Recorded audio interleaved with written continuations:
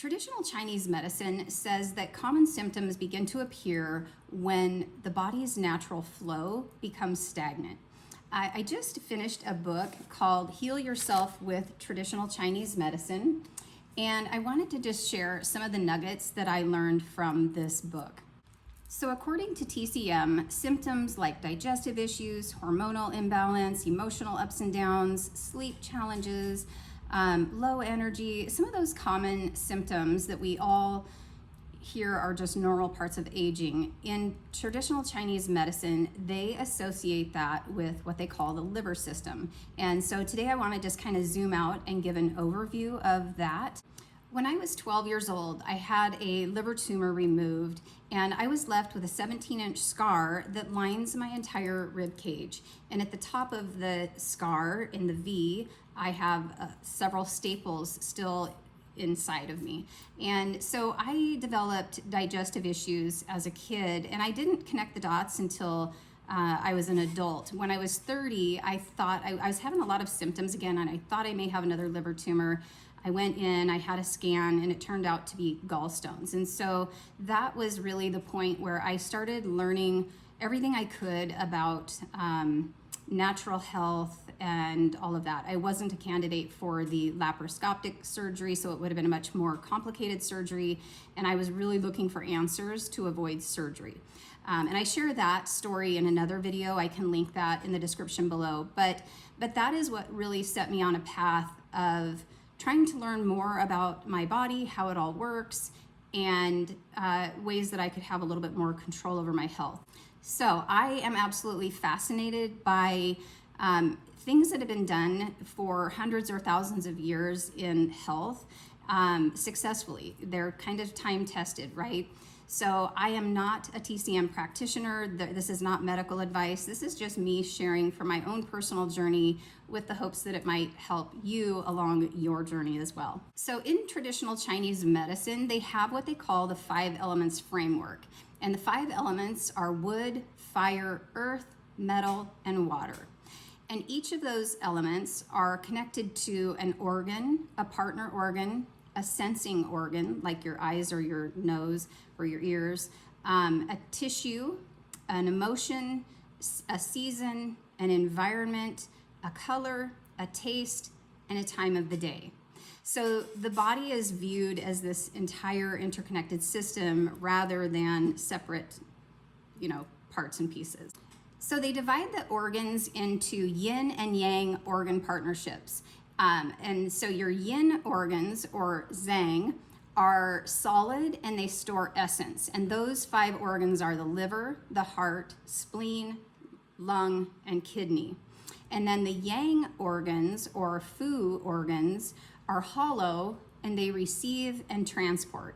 And those organs are gallbladder, small intestine, stomach, large intestine, and the bladder. So for this video, we're going to kind of focus primarily on the liver and gallbladder system. And traditional Chinese medicine considers this system particularly important for women's health. So just kind of an overview of the liver system. The yin organ is the liver. The partner organ is the gallbladder. And the element is wood. And the sensing organ is the eyes, which I think is fascinating because I had that surgery in 7th grade, and then in 8th grade I needed reading glasses, and I just find it an interesting connection, possibly. The tissue is tendons. The emotion associated with this system is anger or frustration. The season is spring. The environmental factor is wind. The color is green, which, bile is green. From the gallbladder. The taste is sour. The time of day for the liver is between 1 and 3 a.m.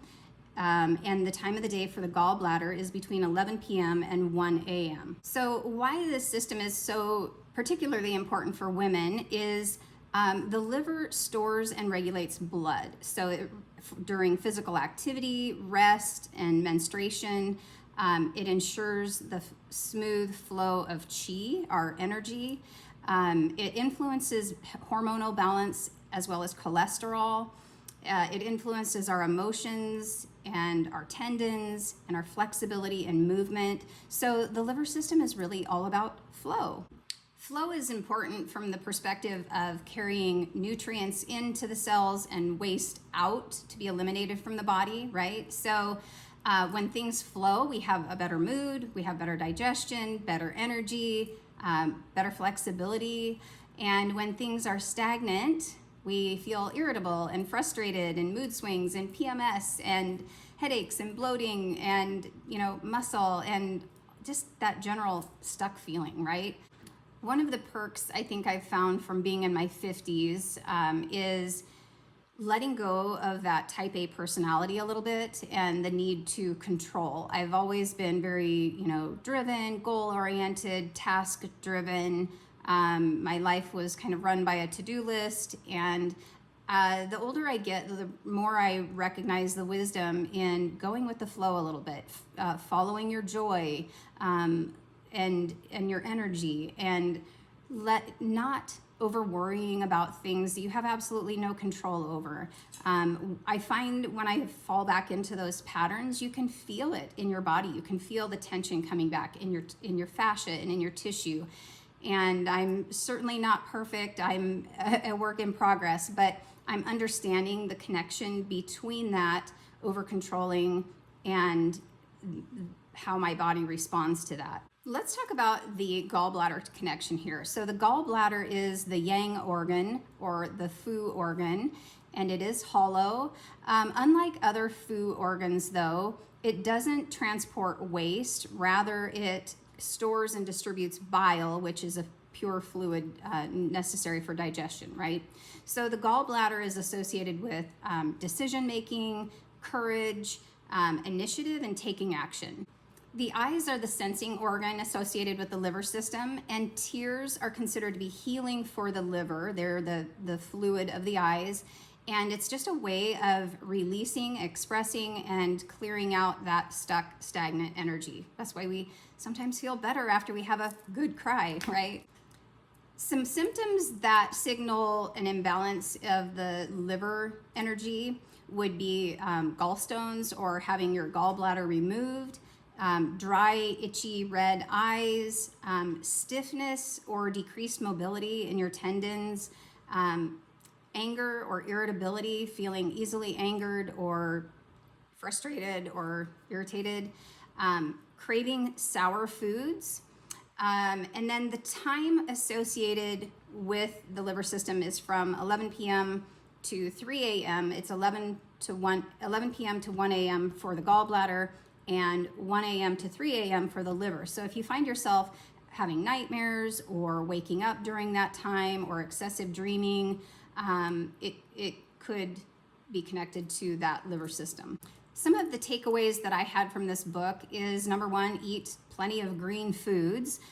Green is associated with the liver, it's associated with springtime.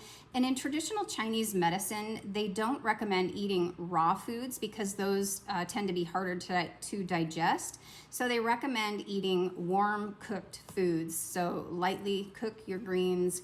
That's, according to traditional Chinese medicine, is a better way to do it.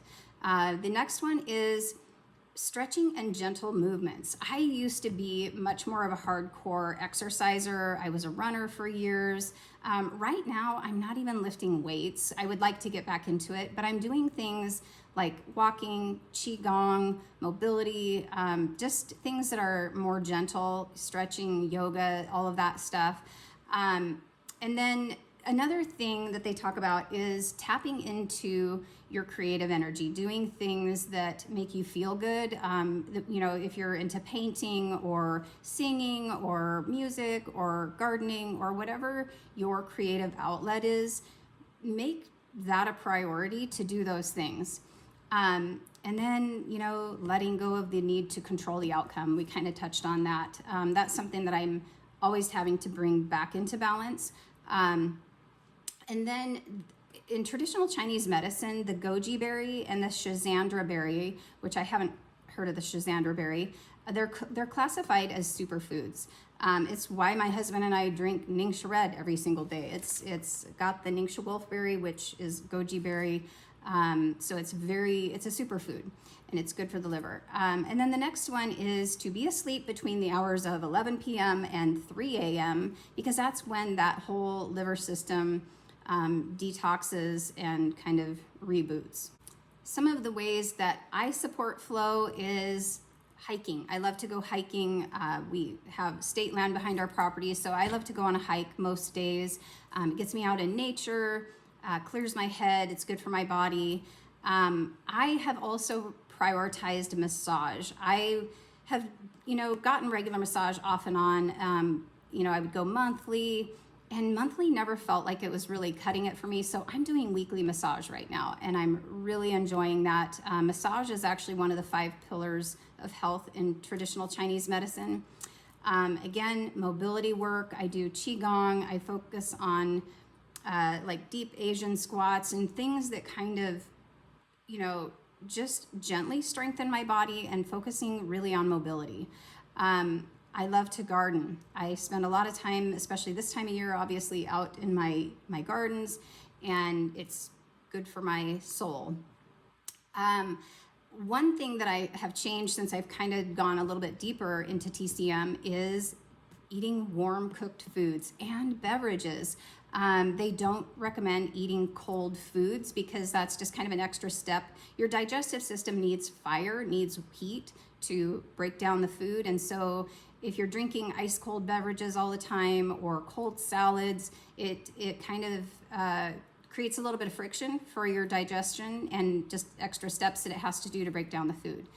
Prioritizing quality sleep. That's something I've struggled with off and on, but I've developed a lot of different habits that have really helped that in recent years.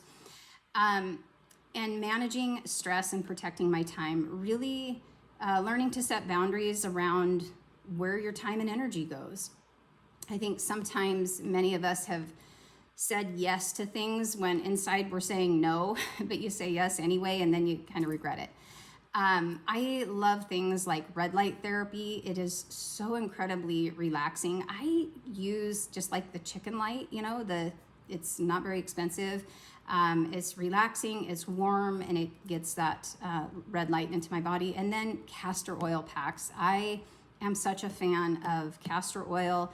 It has been used for a long time, and it really helps create flow in the body. I put a castor oil pack over my liver or over my thyroid. I put them on my feet sometimes, just wherever something hurts or wherever I feel like I need more flow. I am a big proponent of having physical books in my library as a resource. I turn to my books over and over whenever I have questions about navigating a health issue or a symptom I might be having. I refer to my books all the time, and I love having physical books in my possession. So I will link this one in the description below if you're interested. It is an affiliate link. I will earn a commission if you choose to purchase through my link. So, and it's no extra cost to you. But I hope you enjoyed this video. If you did, please subscribe to the channel and like the video. And I'd love to hear your experience with traditional Chinese medicine in the comments below. So thanks for watching. I will see you in the next one.